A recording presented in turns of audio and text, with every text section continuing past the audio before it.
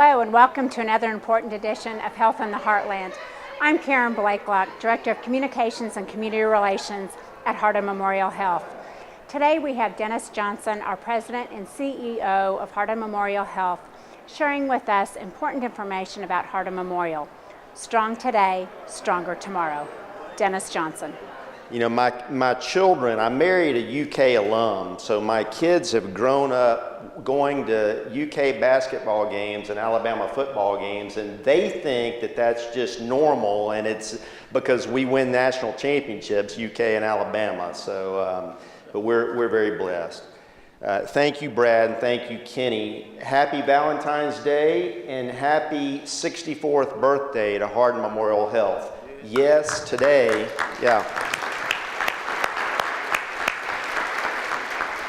Today, on this day in 1954, our community leaders opened the doors on Hardin Memorial Health. So it's always a neat time, and you can easily remember the birthday because it's Valentine's Day. Wow, what a wonderful community we live in. Today we celebrate the past, the present, and the future. You know, just this past couple of weeks, in fact, Brother Bell and I were talking about this. We're celebrating the life of Reverend B.T. Bishop, who over 5 decades helped make Hardin County what it is today, along with so many of others in this room. What a wonderful place to live, to work, and to play.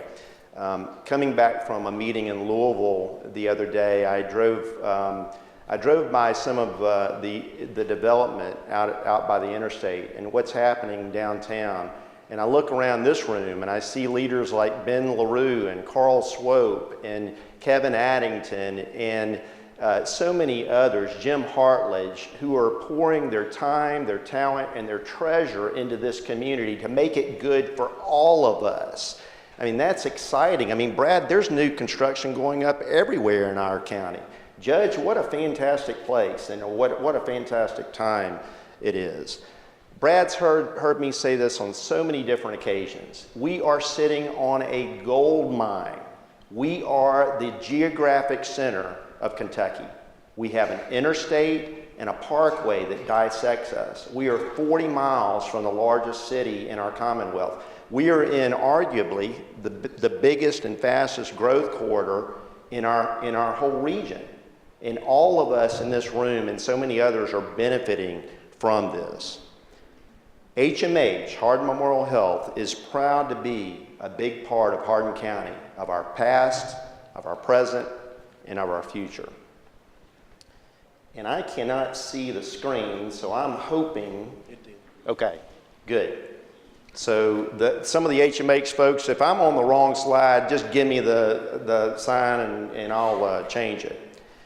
So the big news that most of you know about is several months ago, our board, and many of them are present here today, announced that we would be entering into a letter of intent with Baptist Health for Baptist to acquire Hardin Memorial Health. And I'm going to talk more about this in just a moment, but I want to frame the State of the Hospital address based on why are we doing this. And you can see the points up on the screen. And I'm going to come back to this same slide at the end. But we're doing this partnership largely because we need capital.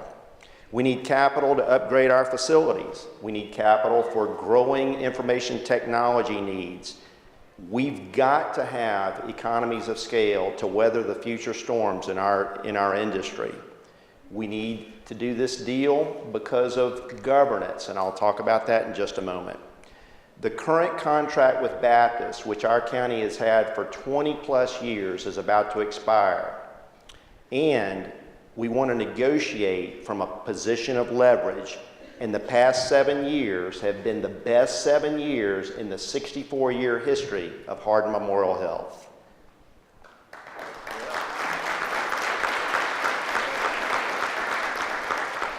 Folks, this is not your grandfather's or your grandmother's Hardin Memorial Health. Indeed, it's not even your father's or your mother's Hardin Memorial Health.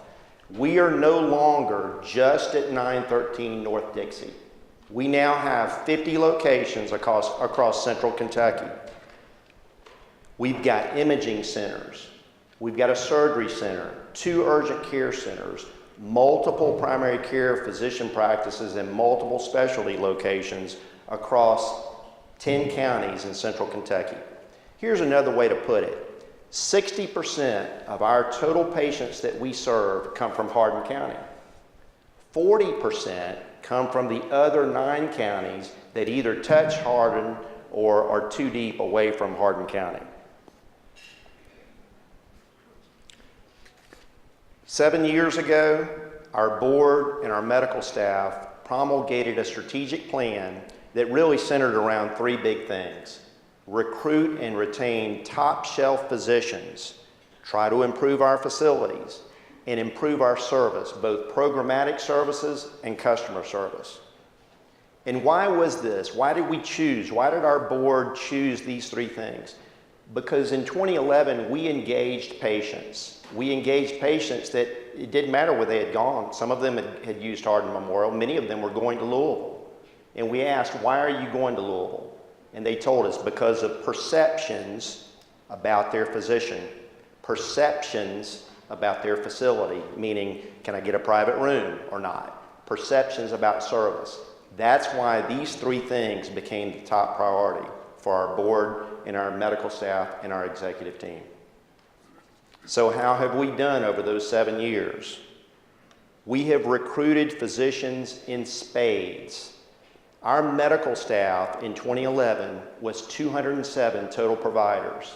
Today, our medical staff is greater than 440 physicians and nurse practitioners that work throughout central Kentucky. Yeah. This enables people to stay right here close to home and get world-class medical care right here in Elizabethtown instead of having to go to Louisville or Nashville or Lexington. Many of the folks that you see on this screen are from this area. When Jody and John Godfrey and others on the team are recruiting physicians, we try to look for doctors that have some connection to our service area. Many of these folks are from right here in Hardin County. Laura Buchanan, Chan Park. One of our other physicians, Valerie Fisher, is from Bardstown. Most of these physicians, not just the ones you see up on the screen, what we're showing on the screen is just the docs that we've recruited over the past 18 months. The vast majority of them, if they're not from Kentucky or from one of our 10 counties, they went to school, either undergraduate or medical school, or their residencies at UK or U of L. So they have a connection, and these physicians are going to be here to stay. So on facilities, Brad's already mentioned that we opened a brand new emergency department, final phase, just a few weeks ago. And we're excited about that. We had outgrown our old facility years ago. Our new ED is more than twice as big as the old one and has 3 times the number of exam rooms and can accommodate multiple ambulances at one time. It is not unusual to have 8 ambulances queued up at our ED doorstep and have helicopters landing and taking off multiple times during the day. By the way, you're going to see in this slide deck later on that the slide deck says we have the 4th largest ER in the state. We found out yesterday we're actually the 2nd biggest ER in the state. Judge, you don't even know that yet. I haven't shared that number with you. So very, very big emergency department. We were excited to be in the middle of a huge ambulatory center over in Bardstown, right off of the Parkway at exit 25, just down the street from Lowe's and Walmart. Nelson County represents a huge area of growth for us. We have now 14 primary care physicians and nurse practitioners in that market. This facility will house physicians, it will house imaging, rehab, and other services, and it will be open in August, and we're excited about that. On the services side, and this is just over the past year, We're very proud now that we have a comprehensive breast cancer program that is one of the best comprehensive breast programs as you'll find at any hospital in the country. And this is it's great for women and men that are undergoing new diagnoses of breast cancer. Thanks to the generosity of many, we now have one of the best pediatric therapy gyms in the country. And we have been improving our imaging capabilities throughout the past several years, including now that we have a dedicated CT scanner in our emergency department. So how do we rank compared to other Kentucky hospitals? Judge Berry and I know this because both of us serve on the Kentucky Hospital Association Board of Directors, and so we hear from other Kentucky hospitals about their size and their issues and challenges. 7 years ago, Hardin was a top 20 hospital, and by the way, there's 127 hospitals in our Commonwealth. Today, we're a top 10 hospital. As we just heard me say, we have the second busiest ER now in the state. We're fourth in endoscopy, fifth in total outpatient volumes, sixth in surgeries, 11th in babies delivered, and that's probably going to go up because Island Army Community Hospital no longer delivers babies, and we've taken on that volume. And then we're 14th in inpatient volumes. Just some of our successes over the past year. We enjoy a very low turnover rate, and that is huge because the national average is in excess of 17%, and every Louisville hospital now, their nursing turnover rate is approaching 20%. We have a great nursing culture. In just the last 3 orientation classes, we have seen nurses that are driving from Jefferson County down to Elizabethtown every day to work at Hardin Memorial Health, and we're proud of that. I'm not going to read everything on here, but the thing that I'm very proud of is that our bonds received a 2-level upgrade a year ago. This is huge, and let me tell you why this is huge. Downgrades are outpacing upgrades 3-to-1 in healthcare. And it is very rare for any hospital to get a 2-level upgrade on their bonds. And we've got 2 big negatives. All of the rating agencies discount they lower your rating if you're county owned. Oh, by the way, we're one of only 5 hospitals left in the Commonwealth that's owned by a county. The other 4 are very small, what we call critical access hospitals. And we're one of the few county-owned hospitals left in the country. And we function like a standalone hospital. Most hospitals in the United States, most in Kentucky, are now formally part of a system. That puts us at a huge disadvantage, especially with bond rating, and yet we were still able to get a 2-level upgrade. These are our 6-year growth numbers. This doesn't even include this year, and there's going to be that much more even this year. Long story short, we're growing 11% a year. Most hospitals would be very, very happy with 2 to 3% growth a year, and we are just knocking it out of the park. Let me make mention of our foundation, and we have several members of our foundation board in the audience today too. Thanks to the leadership and vision of 2 people in particular, Diane Logston, who I know is in the audience, who's a mentor and friend, and by the way, the longest tenured executive at Hardin Memorial Health, and Senator Joe Prather. Their vision and leadership, through their vision and leadership, we were able to, and people like Bob Robbins as well, we were able to reconstitute our foundation 3 years ago. This foundation has raised $2 million, and we're about to announce some other good stuff that I won't let the cat out of the bag yet, Tracy Trout, I promise not to. But it's coming down the pike that the monies raised help support those initiatives that we wouldn't otherwise be able to do. And these are things like providing cooling caps for cancer patients that help reduce hair loss with a patient undergoing chemotherapy. Just to name one example of that. So we are very proud of our foundation and the work that they have done. So let me come back to the reasons for this partnership. You may say, well, you're doing so well. Why do you need to partner? Let me quote Mike Bowers. Mike's on our foundation board. Many of you know Mike. Mike says, Johnson, Hardin Memorial is like a privately held corporation that is growing so fast they cannot continue the growth unless we get a major capital infusion that would help sustain that growth. And that's why privately held companies go public and issue an IPO that it is able to get a capital infusion to help them sustain future growth. That's the situation we're in right now.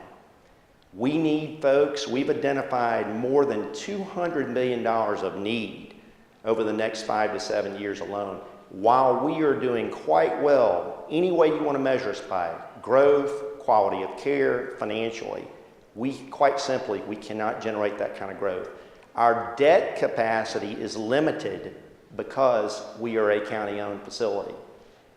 Now is the time to position the hospital for the future, and our board, thanks to their outstanding leadership, recognized that. And that's why they looked about 1.5 years ago for other options for the future of Hardin Memorial. So here we are today. We've signed a letter of intent with Baptist. We are negotiating the final deal with Baptist. And by that partnership, we will be able to upgrade our facilities. We've got some, and Brad mentioned it, some parts of our hospital are brand new. We've got a new ER, we've got a new North Tower that opened 2 years ago. Some of our hospital hasn't been renovated since 1954. And if you want to see it, I think it's on the National Historic Registry, so we can show you some of those areas. We need more private rooms. We need more intensive care units. Just an IT system alone is going to cost our hospital $54 million in the next 5 years. Folks, we can't generate that on our own. We want to sell now because this protects us from changes in our industry. You know, one of the questions that I've got, and I'm kind of on the speaking tour, in fact, Jody Prather and I both are going around talking to various community groups about this deal. We're doing quite well right now, but our industry is going through a period of austerity. In fact, we're in it. The past 3 or 4 years have been the most austere time in the history of healthcare. And every president, every 4 to 8 years, gets in there and says, we're going to fix healthcare. And I think even President Trump realized it's a very difficult industry. It's multiple stakeholders, very complicated. We want to sell while we're in a position of leverage. And I get this question a lot, so let me address this lest you're thinking it. Hardin Memorial has never received 1 penny of tax revenue in our 64-year history. So none of your taxes goes to support the hospital. If we stay standalone, and if we go through a period of really bad performance, the only way we could survive it would be through levying a tax. And I don't think anybody wants that. I know the board doesn't. I know I don't. I'm a citizen of Hardin County. Not when there are other options to pursue. That's another reason why we're doing this. We are very vulnerable while we're doing well, because we're county owned, because we are a standalone. We are very, very, very vulnerable. The current contract with Baptist ends soon. Now is the best time to look at this because we are negotiating from a position of leverage. I'm going to brag on our board. Our board laid aside politics, laid aside knowing that they were going to take some heat for doing this. And I'll tell you, and this is an editorial comment, and Judge Barry may not like me saying this, and others that are in the audience. These men and women that serve on this board are outstanding leaders. They put aside politics and they put aside self-interest to look at doing what is in the best interest of Hardin Memorial Health and the 400,000 patients that we serve every year. Folks, one of the largest hospitals in our Commonwealth, the future of it should not rest with who's going to be elected to fiscal court every 4 years. We deserve better than that. And even now, Things are trying to be politicized with regards to the hospital. This is not a political issue. This is what is best for the citizens of Central Kentucky and for our patients. And I thank them for their outstanding leadership.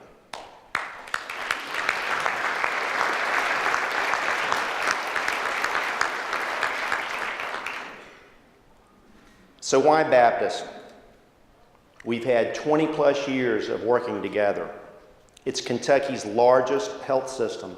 Baptist has 9 hospitals across the Commonwealth and has a proven track record of service to multiple communities throughout our state. We have a shared patient-centered focus. It has a compatible mission and culture. It is faith-based. And while we're a county-owned hospital, in Hardin Memorial's mission statement, we talk about physical care, emotional care, and spiritual care. And not only do we talk about it, we live it. We're passionate about it. And I'm passionate about it. This provides significant capital for Hardin Memorial over the next many years.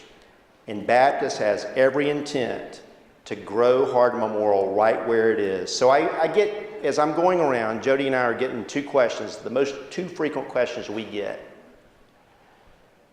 Why haven't we made the letter of intent public? The reason we've not made the letter of intent public is we are still negotiating the deal. If the deal with Baptist goes through, we can then go to another suitor. And we don't want to share the details with that suitor because we might, if we have to go to the next suitor, we may get a better deal.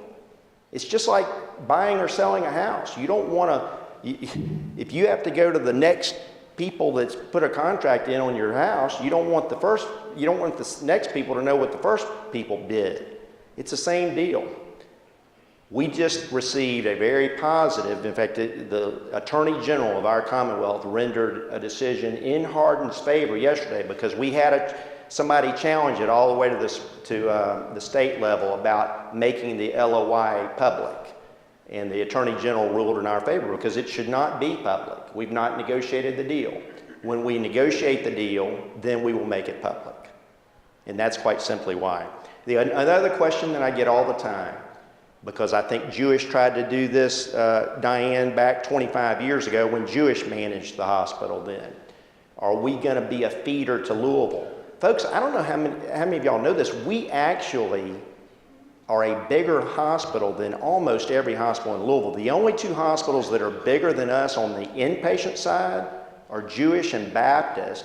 And there is no hospital bigger than us on the outpatient side. We do more outpatient procedures and services than any other hospital in Louisville. We're not going to be a feeder to Louisville. We're going to grow right here in Central Kentucky. Lastly, I just would like to give a shout out to Diane Longston. Diane is a great community leader. She's one of the people that have made this community what it is and made the hospital what it is today. Diane, through a labor of love, has poured 4 years into creating a history of Hardin Memorial Health, which really is a history of Hardin County as well. If you have not seen the book, we'll be giving 2 away, I think, for a door prize, Brad. But it's an outstanding celebration of the history of Hardin County and Hardin Memorial. And Diane, I just thank you for your leadership over the years. I thank you for your passion, and I thank you for being a friend and a mentor to me. So.